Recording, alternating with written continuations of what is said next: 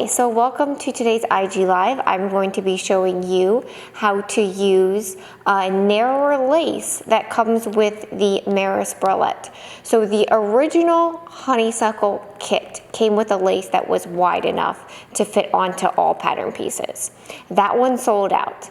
I was able to find another honeysuckle or hot pink lace that was very similar, but it was a lot narrower. Now you can use this, the method that I'm using, you can use this for many other different types of lingerie projects.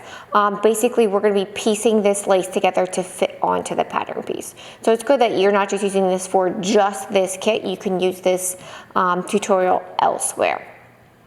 So just to give you a visual, and this is going to apply to both the panty as well as the bralette. So if you have the bralette pattern piece, and I have a 2X here just to give you a sense of it, and you put the lace that comes with it over it, and you're like, wait, this doesn't fit, so how am I going to make this work? Okay, so that's what I'm going to show you today. It's really simple. First, let's cut out, and I'm only going to demo it on the cut pattern piece, but you would do the same thing for the center front of the panty. So I'm going to first cut out the lining of the cut piece using a rotary cutter.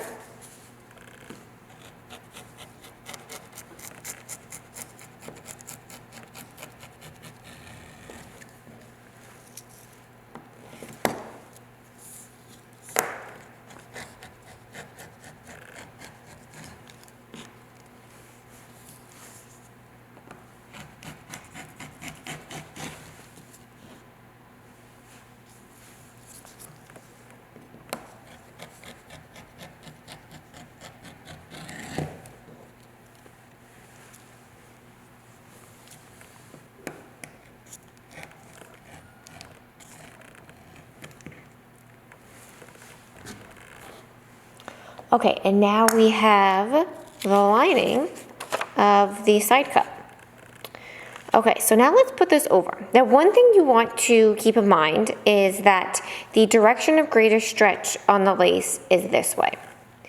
And it says that the direction of greatest stretch on this should be going that way. Now, you can make, I'm gonna leave it up to you to make a decision, because I personally like the pattern going this way, but the direction of going stretch is going that way. You can do it either way. If you are more concerned about support and you want to put it this way, you can do that. But if you like the design, how the design is, with it going this way, you can do that. And another tip is that, let's just say you like the design of this, but you really do want the support. Use your lining to get the support. So instead of using a stretch mesh, maybe use a power net, which is a 4-way stretch, or use a non-stretch. If you're going to use a non-stretch lining, be sure to size up. But I don't want you to think that you only have to put it this way, because you might not like the pattern going that way. So I'm going to do the pattern going this way. I'm going to first pin it, and I'm trying to not make it so like it's a little bit here and the rest is up here. I'm trying to put it like right in the center, so that I get some of the floral motifs here and the floral motifs there. So I'm gonna say this is good. It's going through the side seam, it's going through the vertical seam, but you can place it elsewhere. There's no like, it has to go here, it has to go there. So I'm going to pin the lace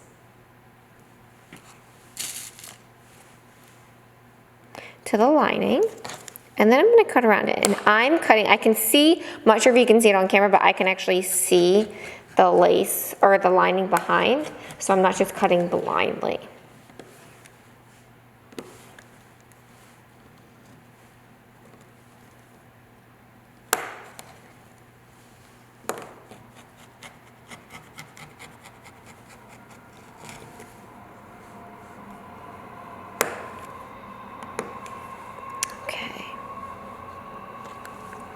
So we have our first piece, and I know some people are gonna, and sewers are always like, oh, I wanna use the most of my lace. So obviously this is not gonna fit either. So I'm gonna lay this over, and what I'm gonna do is I'm gonna, if you see if I pull this back, I'm just pretty much putting it over so that this scallop edges meet. And then I'm gonna keep these pins in, and then I'm gonna pin through all those layers.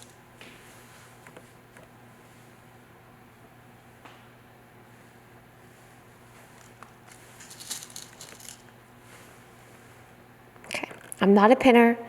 I like to use as the least amount of pins as possible. So if you're pin happy and you love using pins, you can put 50 pins in that.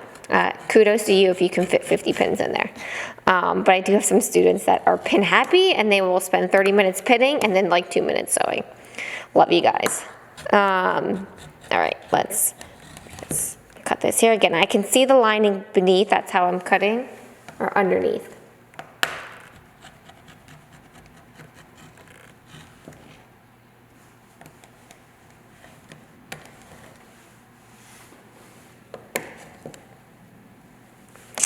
There we go.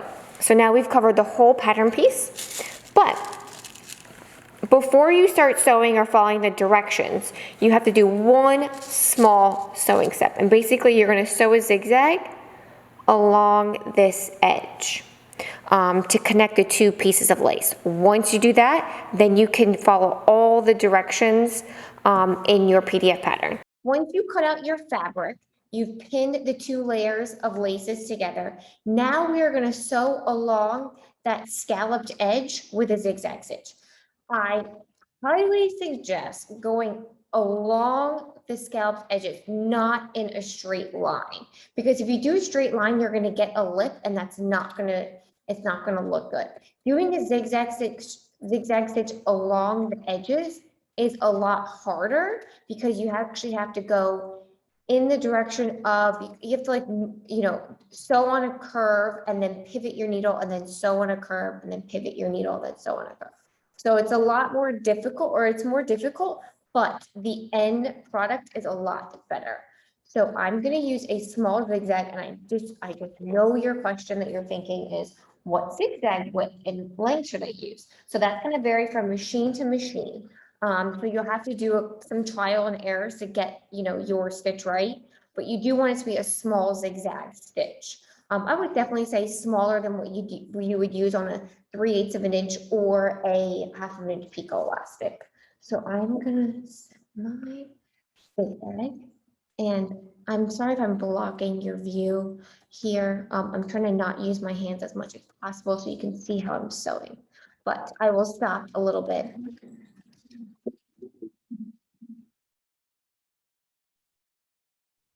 Going along the scalloped edges. Once I get to the top, I'm putting my needle down, then I am pivoting and then going along.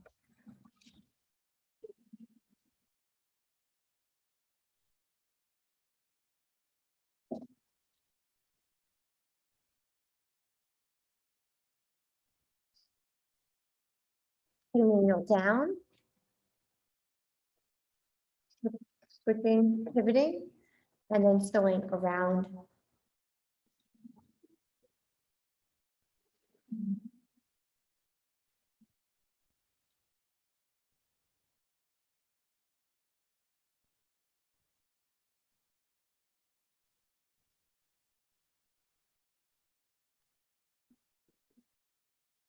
So even though you're at a side angle, you can see that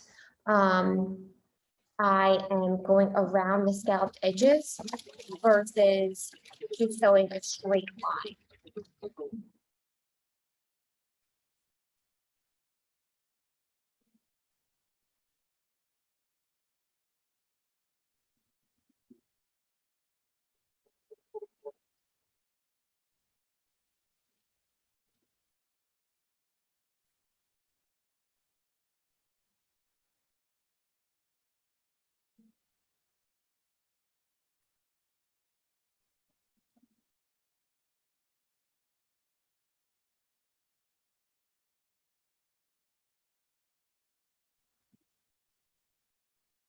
Ta-da.